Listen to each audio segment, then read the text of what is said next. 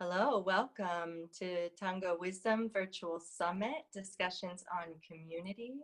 I'm here with Thomas Rieser and Judah Page. Welcome. Hi, Judah. Hi, thank you for being here today. So, where are you, Thomas? Right now, Right now. right now, I'm in Berlin. It's 10 in the morning. I'm looking outside. The sun is shining. It's winter. It's cold. There's snow too. And yeah, that's where I'm. Great. I'm in Phoenix and it's dark outside because it's the middle of the night. Yeah, but it's maybe warmer than you. Yes, it's been beautiful, beautiful here. Yeah. So, in addition to being in Berlin, are there any other cultural places that are significant to you, including where you culturally grew up? Yes, I'm half Swiss. My father was Swiss, but I was born and grew up in Germany, but I have ties to Switzerland. And I studied in Berkeley for 1 year, and I have an aunt in California. And I married an American, a Californian, 13 years ago. So I do have ties to the States. Culturally, it's a little, I don't, I mean, I think I'm pretty German, um, but I wouldn't say I'm only German. But I also, it's a difficult one. I can't say like I'm German and a little bit American, or yeah, but I know a little bit about other cultures. Yeah, which is important. It changes our perspective, and that's kind Yeah. of what we're here to talk about today. It does. Yeah. So, what I'd kind of like to start with is, you know, being in Berlin, it's a large tango community. What is it that you see as being key components to a healthy community, whether it's large, small, school specific, or even class specific? Hmm. I think that um, Berlin is special because it's so big that when I talk about this, it's always connected to a really big scene. I think this is important to understand where I'm coming from. But I'm trying to keep, everything else in mind too. But talking about Berlin maybe first, I think what's really important for us is that that we have different levels of, in a way, responsibilities, people who are responsible for the tango scene. And at first you think, it's like teachers, of course, organizers, musicians, DJs, but then also, I think really importantly, it's dancers. It's just kind of like advanced dancers, people who have been dancing for a really long time. And some of the people here have been dancing since over 30 years. So they have a lot of history and knowledge about the evolution of tango in Berlin, but also kind of worldwide. But I also think that kind of every dancer, like even new students who started like last week, are important for the community, because what we are creating is social, and we do it all together. So I myself would not put my experience, or let's say like my tango being, over a student that just started, because when I dance with the student, it's the two of us. Do you know what I mean? It's like, I think I don't want to make the mistake to say we have some pillars who are really important and they hold it up and they build it, and everybody else is just moving between them. But I think it should be all of us together, and even equally important. So that's a lot of collaboration, and everybody has a part. Yes. Can you possibly speak to how everybody's part adds to the vitality of a community? I think if we look at a community like that, it's very alive, and vital because everybody contributes. And if we manage, and this now is more on the organizers and teachers level, I'd say, but if we manage to create an open space, a warm space where everybody feels welcome in a way that they realize that they are an important part of it, then they will contribute by, I mean, maybe just being there, but being there open. Let's say, like being there open to dance with people they don't know, which sometimes is a problem in Berlin, that, you know, people dance with people they know, but to ask strangers they don't know, and to help make tango happen every day in a way. That it's not something that we are doing, it's not historic, it's not that we like the history of tango, how it was 80 years ago, that's why we dance tango, so every night we go out dancing, we want to like celebrate the history of tango. But it's really something that we create every day in the today world. So if everybody knows that what they are doing is creating tango, then I think every night, every class, every tango event can be really special and very vital. Mhm. So what are some of the things that you do to make it that, to welcome people so that they feel that they are a part? Hmm. I have a tango school since 13 years, and I work in a team.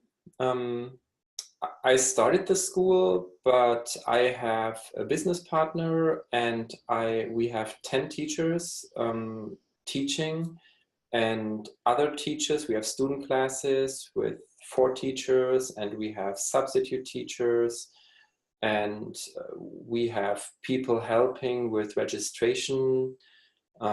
We have friends who come very often. They help with when we have building projects. They're involved. So what's important to me with the school is to in the way we work together to create a situation where we are sitting in the same boat and we are doing something together because we like it and we believe in it, um, but not in a way that we want to make something really special and like the best and the most amazing and the most successful, but just to build something that we like, that is fitting to us.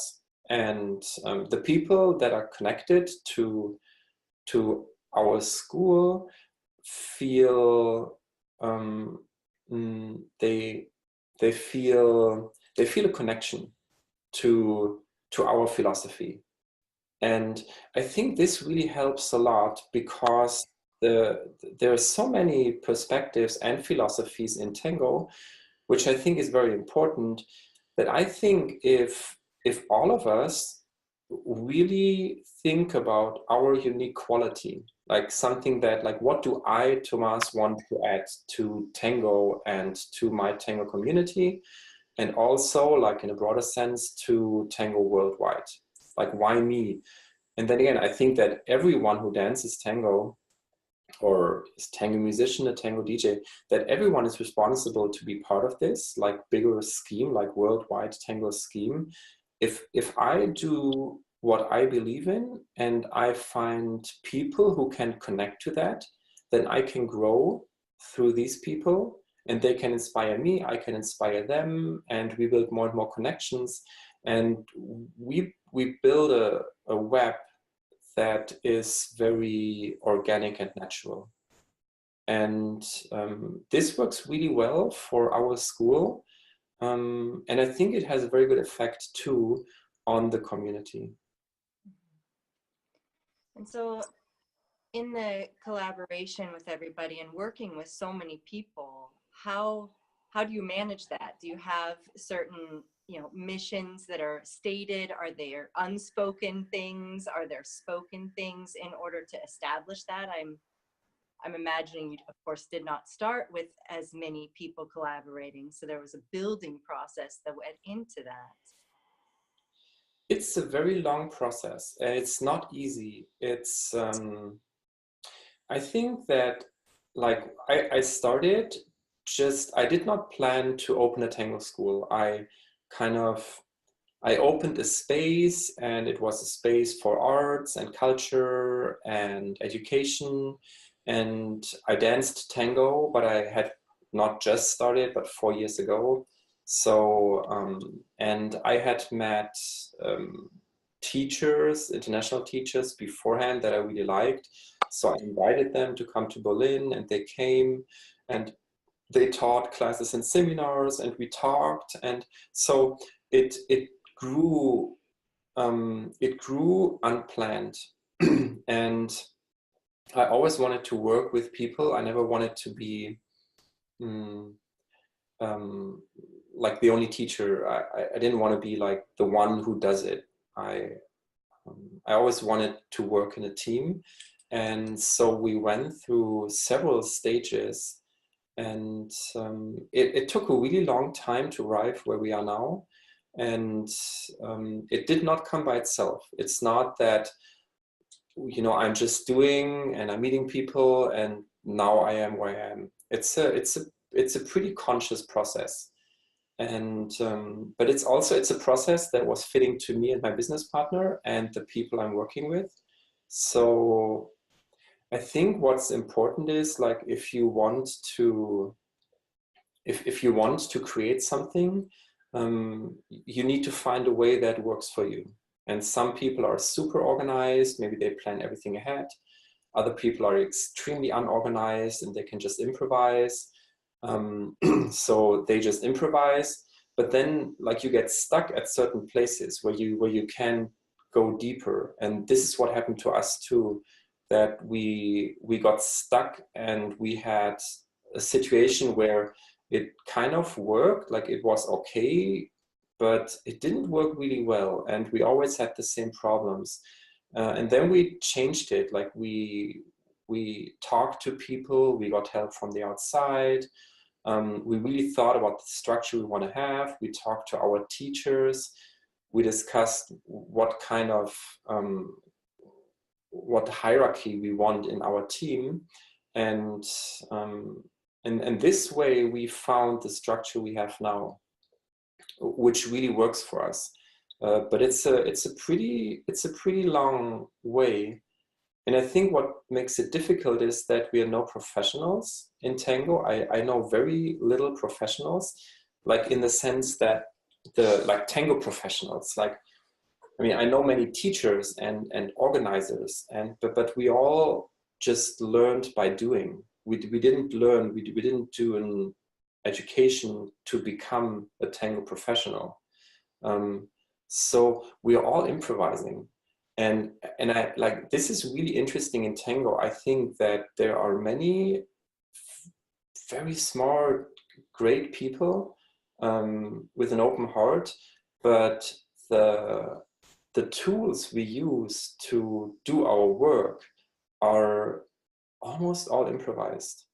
And if we just improvise, I think we hit walls. Like, it's like, at some points you have to go deeper, and this you can only do if you get help from the outside. Like if you do something that you maybe don't want to do, if you get more organized when you're not organized, or when you're too organized, you allow yourself to be a little less organized and you improvise a little. um, and and we did that, and it worked. And so when you say you went to the outside and asked, are these people in other schools that are in Berlin? You said other teachers. This was the outside. I mean, one thing is it's other teachers, from other communities, also teachers in Berlin. We have a very good connection in Berlin on the teachers, organizers level. We are friends, we talk to each other pretty openly. But what we did in our team was that we had a coach that we asked to meet with us and help us with our structure. And that was really good. That really worked for us. Mhm, mhm. And so I imagine this is a little bit like the improvisation piece and coming up against walls. Is there's probably a little conflict that occurs at those times of differing opinions of how to move forward. And so I imagine having a coach to guide you, help you deal with that. Yes, absolutely. Yeah, yeah, totally.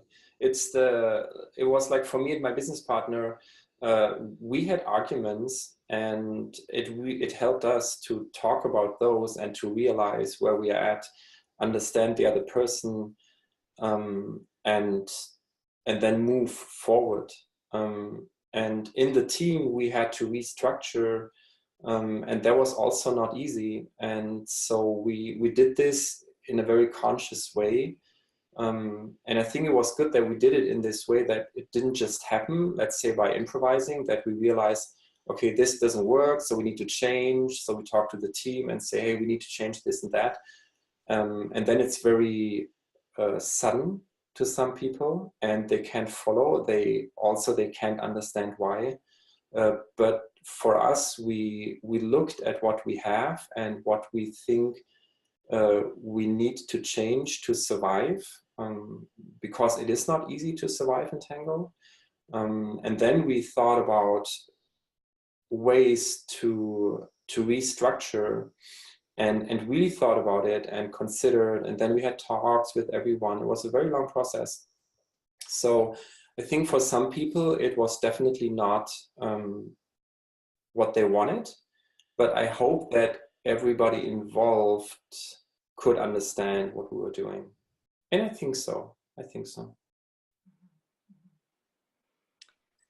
And so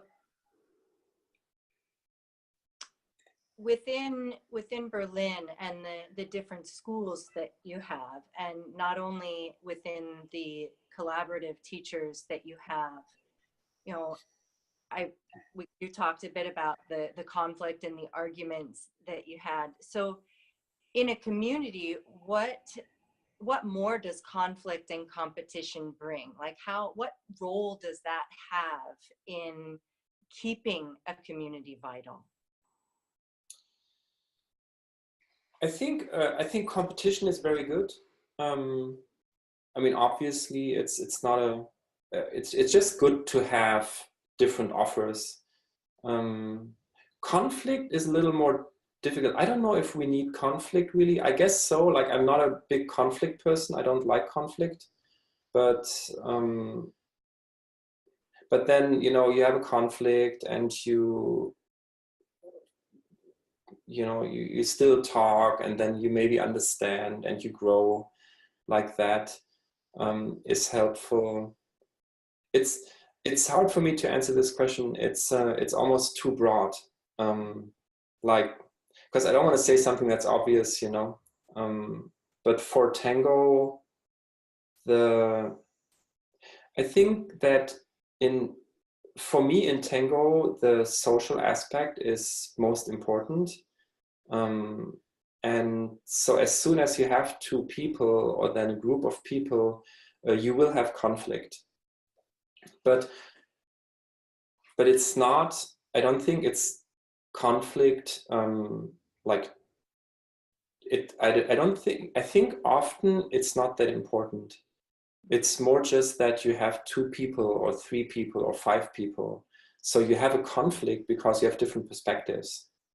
But when I keep in mind that we are five people thinking about the same thing and having ideas, then we have a conflict. But not really. It's more an exchange of ideas. So like if I think about conflict, I would say I don't want a conflict. Um, but to have many ideas, I think that is very good and necessary and healthy.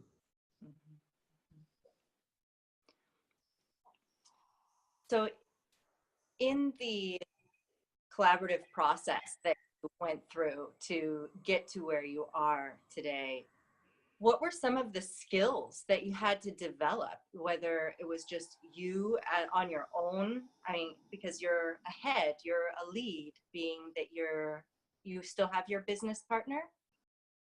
Yes, yes. Mm-hmm.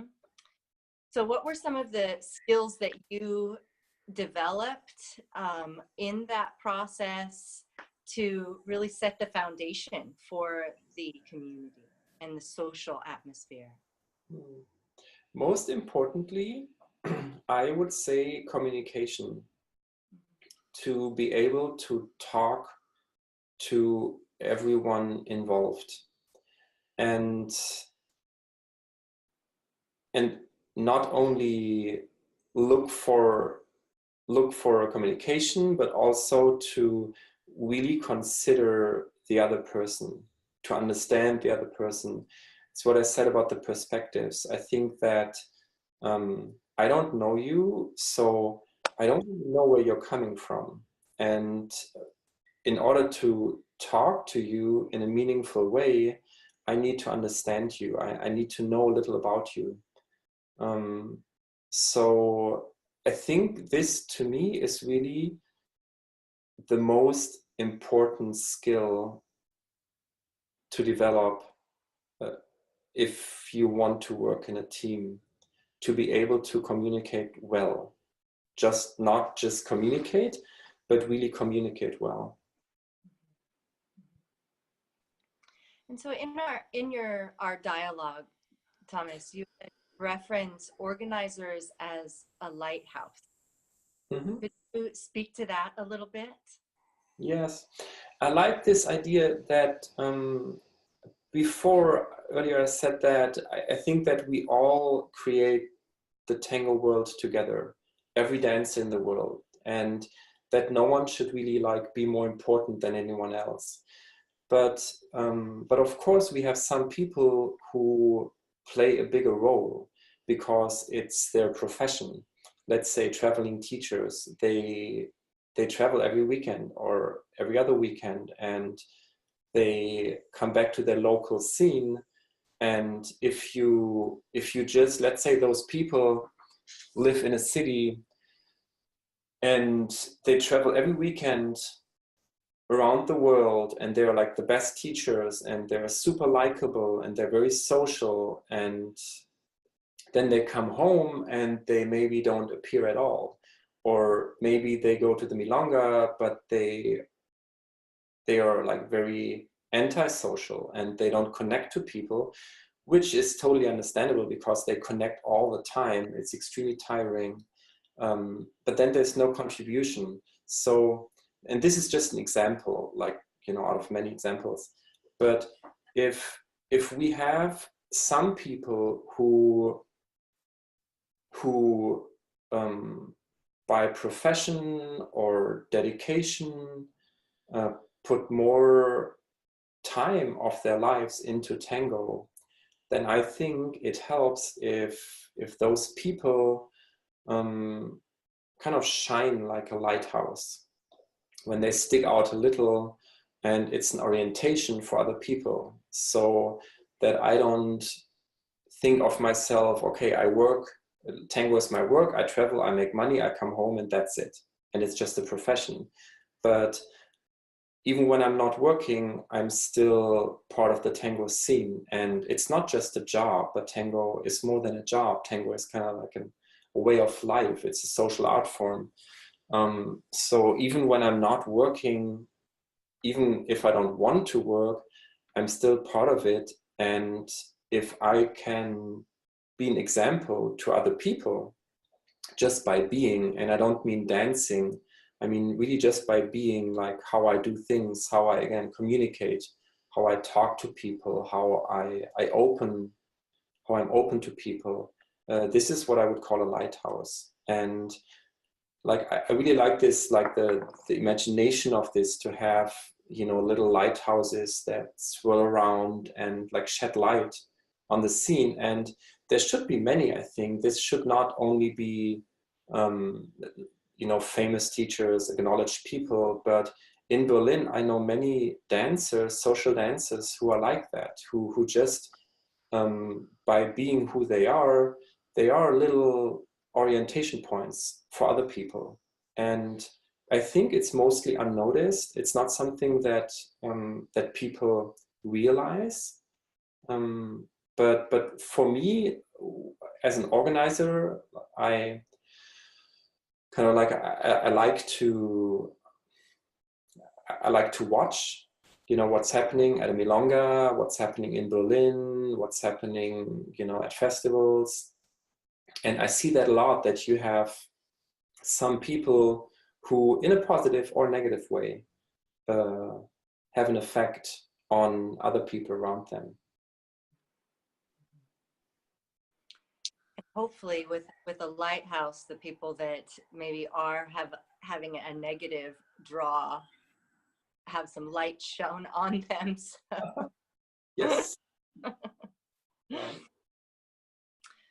So is there anything other than being that lighthouse that you do when there are difficult people that show up, and possibly create a toxic environment? I think this is very difficult because um, when you or when I let's say at my milonga, there is someone who acts in a certain way. If that person does something obviously wrong, then I can go there and talk to him or her. I can say, like, what you did is really not okay, and we don't want that here. So please respect, the kind of like fundamental social rules that we have here, and you're very welcome. But that hardly ever happens. What happens more often is that someone comes to me and says, this and that happened to me. Like that person did that, and I can't really respond to that because I wasn't there. It's always an interaction of people. And again, if this is not something like obviously wrong, that something happened that should not be happening, but if it's like more subtle, then it's psychology, and I can't interfere. So I've had I don't remember any situation where I had to, or where I could interfere in an obvious way, where I could go to someone and say, you did that and that's not okay, so you have to leave. Um, and everything else, I, in my experience, smooths out if you create an environment that is open and friendly. So when you have someone who comes to you and tells you something about what happened, then of course I listen and I take it serious. I take it very serious. And I give this person the feeling that I know, that I heard, that I really understood, and that I watch over it. And I do that. I kind of like, if I know that there is a conflict or there is like another person in the room who maybe did something, then I kind of watch that person. And often I go to that person, not talking about what was told to me, but just like meeting that person if I don't know it. And this way, I think it's possible to create an atmosphere that is open and welcoming and also safe. And like these kind of like mini conflicts that happen probably a lot, at a milonga or classes and events, they happen naturally and they disappear naturally. So I don't want to give extra weight to those problems. And I I can't talk about bigger conflicts. Let's say you have a tango scene with, you know, two schools that are in fight, like that conflict. I've never experienced, so I can't talk about that. I don't know. I hope it never happens to me. So Well, it sounds like you're creating an environment where the likelihood is much less. I hope so. I love the bringing in of different perspectives, and helping tango grow, and evolve and improvise. And even discussed the collaboration with your partners. You know, you brought in a coach, so there was a certain structure that was put in place. How do you see like the next evolution of tango? I know that there's a lot of different things going on in Buenos Aires, that they're trying to really create this new golden age almost, with music. And we have so many, you said yourself that Berlin has its own culture in tango, that it's a unique and beautiful place. And so I'm just curious of, like, some people have even said, I wonder, is tango going to survive, in some of the smaller cities, because of the not the influx of so many people coming in. What do you see on the horizon for us in the global scene of tango, if you could speak to that, even grandiose? Grandiose. So in Berlin, we have a growing tango scene, and it's very vital. It's really it's an interesting scene. It's a very mixed scene, and it's both people growing, new dancers growing in Berlin. Many people start to dance tango, and it's also people that come to Berlin to dance tango. So we're extremely fortunate in Berlin. It's like a tango haven. It's ideal, and this is why I can't talk from a perspective of being on the other side.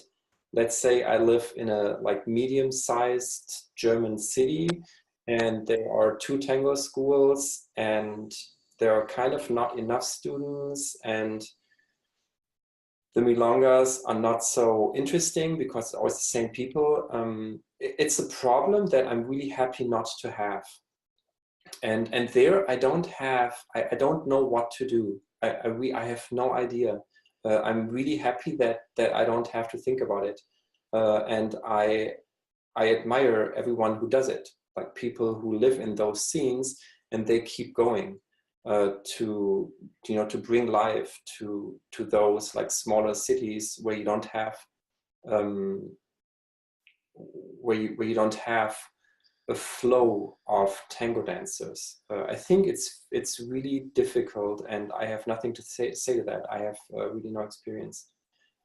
What I think is that the tango, I don't think tango needs to be kept alive, because tango just is. It's like it's tango. So even if there are less people who do tango, tango will still exist in some way or the other, as long as there are people doing it.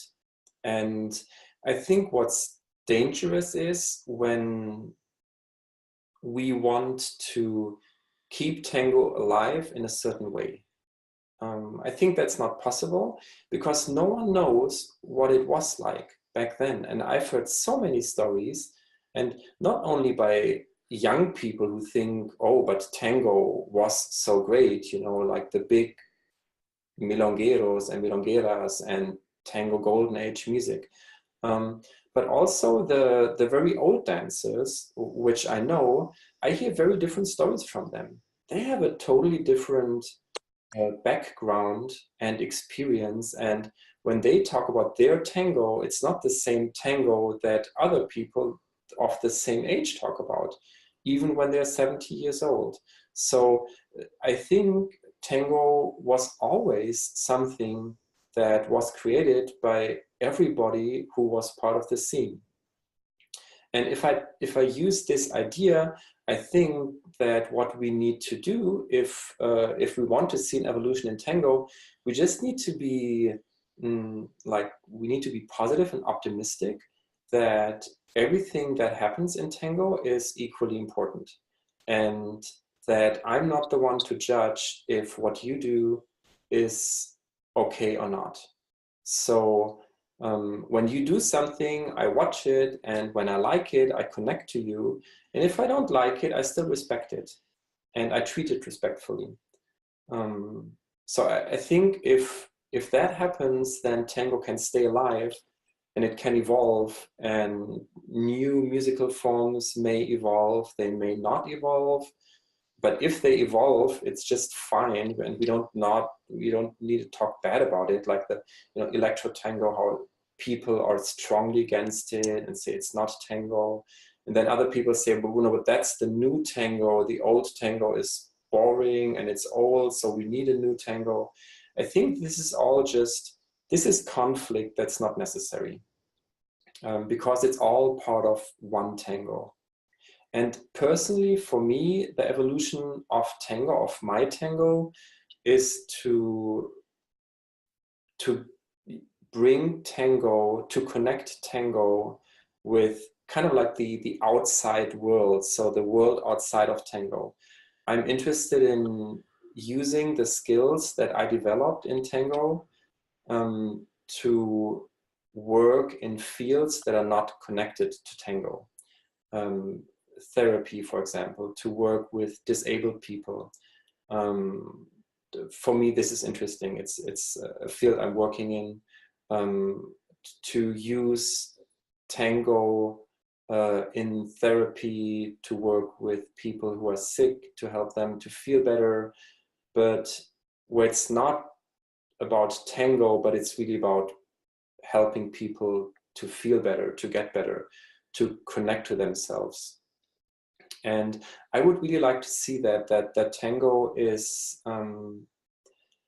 it's kind of, it's becoming a little more normal. Like I feel often that people who dance tango want tango to be special, because they also want to be special, and it's tango, and tango is special somehow, right? I mean, tango has something, it's really special, but we don't need to say that, because it just is special. And to be open to use it in a natural way. That would be that's my goal for the next decade. Beautiful. Bringing it out into the world and helping heal people. I love that. Wonderful.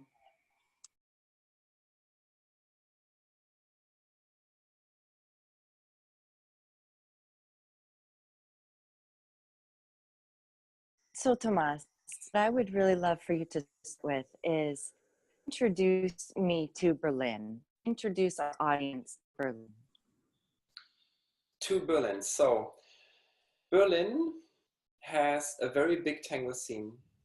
Some people say it's the second largest in the world, but we don't know that. I think it's not really important, but sometimes people are like, no, like, another scene is bigger, it's not the second largest. But I think when I think about the scale of the scene, I think it's in a way comparable to Buenos Aires, which is by far the biggest, where tango is a real culture, where tango is part of life. And of course, Berlin, in everyday's life, tango is not part of the Berlin citizens. Um, but for us tango dancers, it feels like it, because we have tango every night at several locations. Uh, we have very different styles of milongas, as far as music and locations and kind of like style and age. Um, so when I think about Berlin and tango, I wouldn't be able to say like, this is tango in Berlin, because it's so big that I would have to start to say, like in Berlin, we have this and we have this and we have this. And you start to think about it, and then you're like, oh, and we have this and we have that. And half a year ago, we had that. And like in 3 months, there will be that opening. So it's pretty lively. It's um, it's young and old people dancing, uh, poor and rich, and all different, um, like social, I say that social, like social groups. So it's it's it's very colorful, I think. But I'm curious if there are unique struggles for the larger community. Yes. Okay. Yeah. So, um, and I think an obvious struggle is that having so much tango in Berlin, different organizers and teachers, um, that there's a competition, a natural competition, that we have, maybe 5 milongas on a given night, and we have so many classes. Or as a teacher, you offer private lessons, but there are 50 other teachers, or maybe 100 other teachers offering private lessons. So the the competition is so big that I think you have to, each individual person who works with tango has to find her or his place in the scene and position himself, in a positive way, where the competition is not negative but positive, where you can do something and it doesn't matter that your friend does something at the same time. Um, and I think this is something that is especially difficult in a big scene because there is so much. And then, of course, as a new person, it's much more difficult to enter. You can't just come to Berlin and start your school and think that you will have a group of students to begin with, because nobody knows you. And maybe where you're coming from, people know you, and that happens in Berlin even quite often, that well-known people come to Berlin with the expectation to be able to start something right away, and nobody knows them. They go to Milonga, and people don't recognize them, so they are just there as as a regular guest, which I find quite appealing. I think, like, for the, like, what happens at a Milonga and the social structure of tango, I think it's very healthy to have that somebody who has a position already enters a space where that position does not exist anymore. So you're not there per definition by your position, but you're there just as a regular person, and you have to position yourself. So in a way, I think it's a chance that people have to do something new, to think about it, to say, okay, maybe 2 years ago I did that there, and now I moved to Berlin. So what do I want to do now? Who am I? Who do I want to work with? Like, what do I have to offer? What do I want to do? Do I work in a group, or do I want to work by myself? Do I want to work with a partner? What location do I need? Which contacts can I establish? And I think this is really, I think that's really hard. And to find a balance between very established professionals and new professionals.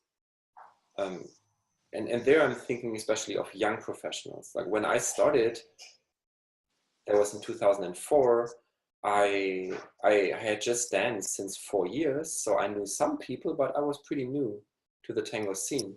And I was able to enter the Berlin tango scene as an organizer, very slowly, very organically. And today I think that would be much more difficult. But I would love to see that it's still possible. And so it's almost like, because such a large scene and there's so much diversity, someone has to come in with knowing what they're good at or what they really offer to this. Yes. Mm-hmm. Yeah, exactly. So what do you do at your school to hit that niche market or to be your unique selves? We have a team.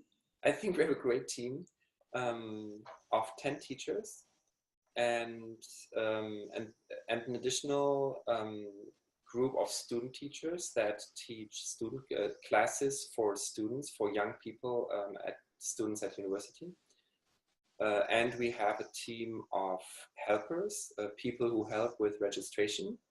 And we've been working for many years to establish this team and also to find a way to work together in a good way, where everybody feels seen in our team, respected, but also responsible, and in a way where everybody feels it's my school. That was one of my goals, and I have a business partner, Hagen. We lead the school together, we organize it together, and our goal was to find a situation, to develop a situation where we are all on the same level, where it's not hierarchical, that it's our school and people work for us and we take the decisions, but to make it clear that we take decisions all together, and we hear everybody can have ideas and want to do something and criticize, and that worked really well.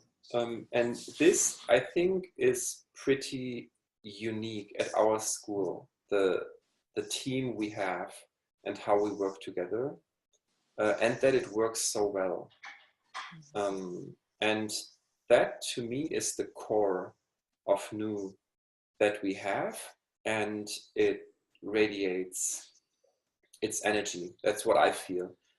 We have a really nice space that especially Hagen takes care of in a really nice way.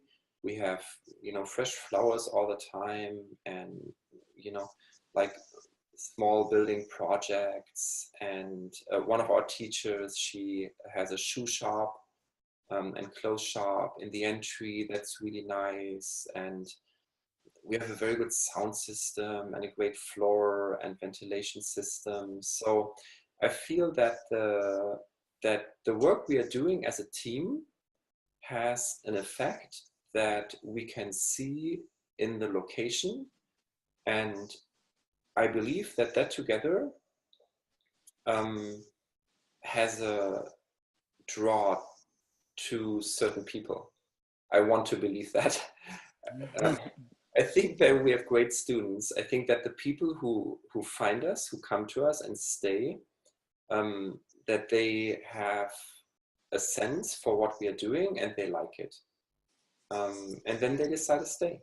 And then they become part of it, and they also add to the overall atmosphere. And they become friends, and then they're, like groups of students, and they mix really nicely. So it's really kind of a spiral that's growing, and it has a kind of like an energy, a certain color, and people who are affected by this in a positive way, they connect to it and they stay, and then they leave again. But there's a really lively, moving, warm energy to it, I feel. And I think this is what is special about us, and it's also something that we want. So we are consciously creating this in an organic way, and I can see the fruits. We are lucky that we have a big school now. This is a real advantage. This is something that when I started, it was not quite like that, because it wasn't before internet, but in 2004, internet was not that big. It was before Facebook. So it was a different time then. Now, the big schools really have an advantage that when you look us up in the internet, you find us pretty quickly.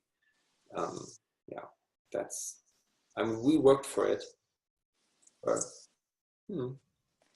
sometimes I think it's nice to have a more even, like where you have not where it's not, you're not always on top, you know, but that it like changes, rotates, you know. That would be nice.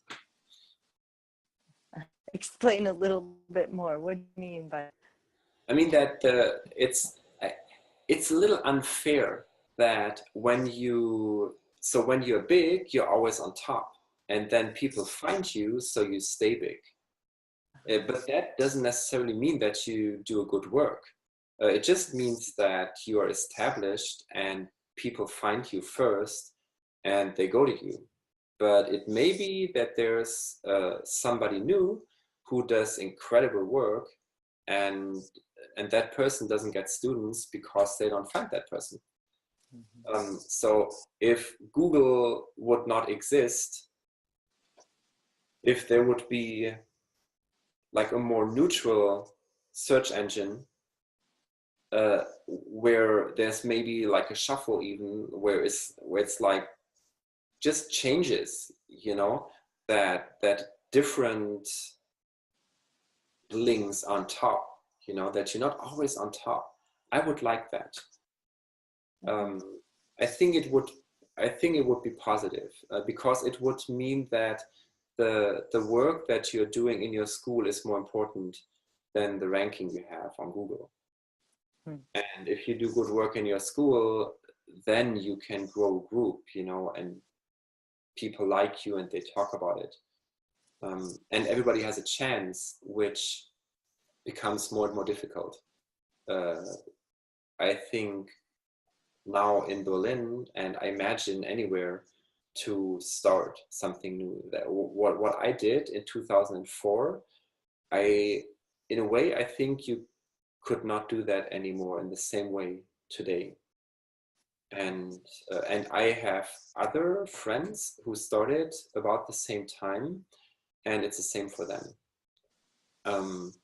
And that's a problem that we have, that I think in order to keep Tango alive, we need to have new initiatives and new people and new projects. And by new, I mean really new, like not like people who've been working somewhere else, because we have that too, and then they come to Berlin and they start a school here, and try to do something, but really new, like people, like students, you know, who started dancing 4 years ago or 3 years ago or 5 years ago, and then I don't know, they're good at teaching, they're good at socializing, they have a good idea and a vision.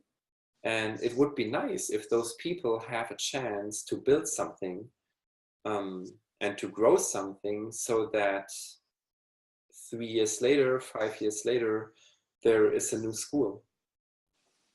And that I don't see anymore in Berlin. So the schools we have, they remain, and we are trying to be young and kind of renew ourselves.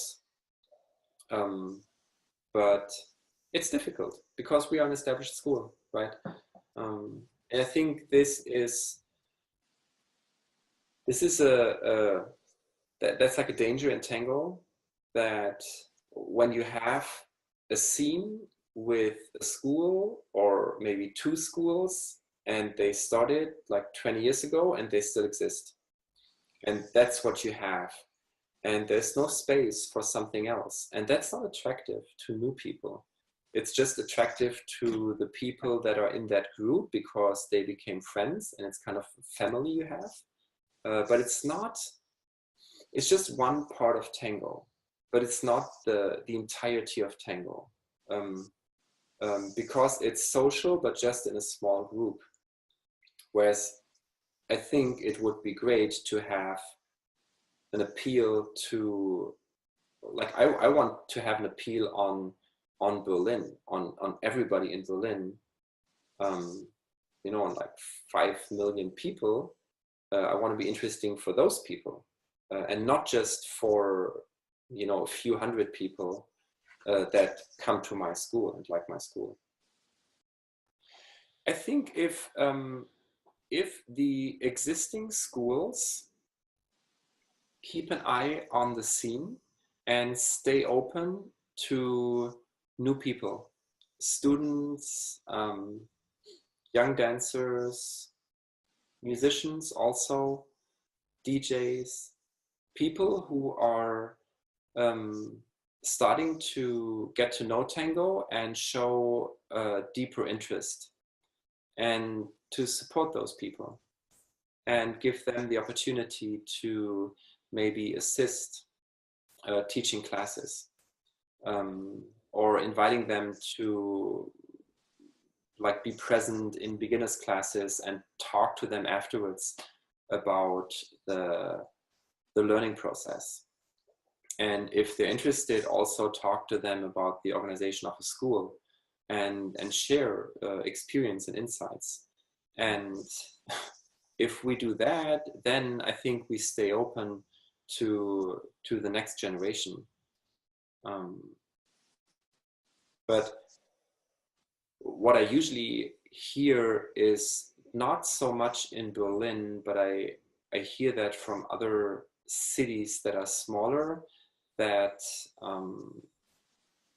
that established schools tend to close themselves off, because, which I understand, they are afraid to not have, like they're afraid to lose their students. They're afraid that something new opens that is more interesting, and then their students go to the other place. And I think that's the wrong idea. I think this creates this creates a decrease in students and tango culture, because it's not open anymore. So it's a responsibility for the established tango professionals in any scene, I would say, to be to look out for interested and talented people who want to work with tango. Mm-hmm. And mentor them and bring them up and allow more diversity to continue Yes. to influence the growth. Absolutely, yeah. Hmm. Berlin is lucky to have you. Thank you.